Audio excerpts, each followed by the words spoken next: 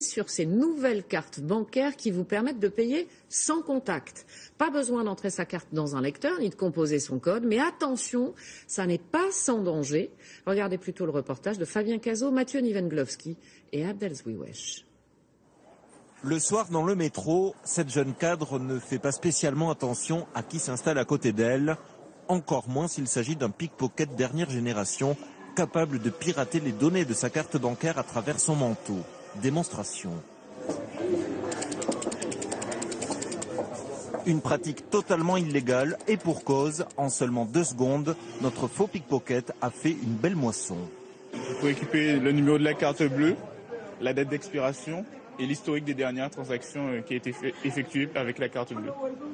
Et tout ça grâce à une simple application sur votre smartphone. Voilà, donc là j'ai une application sur mon téléphone qui me permet de lire la carte bleue sans contact. C'est extrêmement inquiétant, ça veut dire que n'importe qui peut avoir accès à toutes mes données, à l'historique de mes transactions. Oui, non, c'est un vrai trou dans la sécurité. En cause, ce petit logo qui symbolise des ondes, il permet le paiement sans contact et figure sur 40% des cartes bancaires en circulation. La peur de cartes sans contact devient un véritable business. Ce fabricant de portefeuille n'a pas hésité à lancer une gamme en aluminium certifié anti-rayonnement magnétique. La particularité de ces portefeuilles en aluminium, c'est qu'ils agissent vraiment comme une cage de Faraday et qui rendent toutes nos cartes qui sont maintenant qui émettent, ça permet de les rendre muettes et de se prémunir de toute forme de fraude. Tant que tout risque est écarté, le produit est parfaitement sécurisé et vos données personnelles et bancaires sont protégées.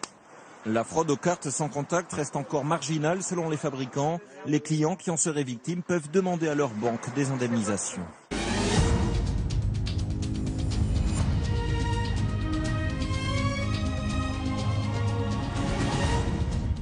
Les objets dits connectés, autrement dit ceux qui peuvent être reliés via Internet à un smartphone ou à un ordinateur. C'est le cas par exemple de voitures, de réfrigérateurs ou même de brosses à dents. Le phénomène se développe à très grande vitesse et cela attire les pirates informatiques. Quels dégâts peuvent-ils causer? Fabrice Collaro et Olivier Cresta ont enquêté.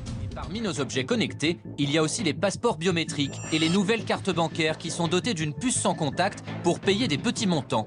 Mais là encore, ces puces ne sont pas sécurisées et on peut donc récupérer les informations qu'elles contiennent. On est allé chercher, pour les fins de la démonstration, une application qui est disponible à tous sur l'Internet. Et regardez, simplement, j'ai ma carte de crédit dans le portefeuille et sans même toucher à quoi que ce soit, je suis capable instantanément de récupérer toutes les informations. Donc là, on voit, il y a mon nom, il y a le numéro de carte de crédit, la date d'expiration. On pourrait donc vous dérober vos données en 1 seconde et faire des achats à votre place, même si la carte est rangée dans une poche et dans un portefeuille. Et c'est exactement pareil pour le passeport. Toutes les informations vous concernant sont accessibles.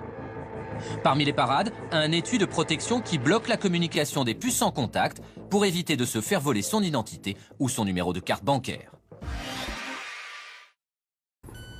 Payer avec une carte bancaire sans contact, c'est aussi simple que de prendre le métro avec son pass Navigo. Depuis le mois de mars, tous les Français sont susceptibles de recevoir cette nouvelle génération de cartes lors d'un renouvellement. Le hic, c'est qu'il y a une faille de sécurité.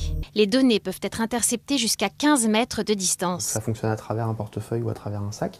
Et donc, par exemple, dans les transports en commun, le risque est simplement de se faire dérober son numéro de carte et qu'ensuite le fraudeur utilise ces informations sur Internet pour commettre des achats frauduleux en votre nom avec votre numéro de carte. Mais les paiements frauduleux ne sont pas le seul danger.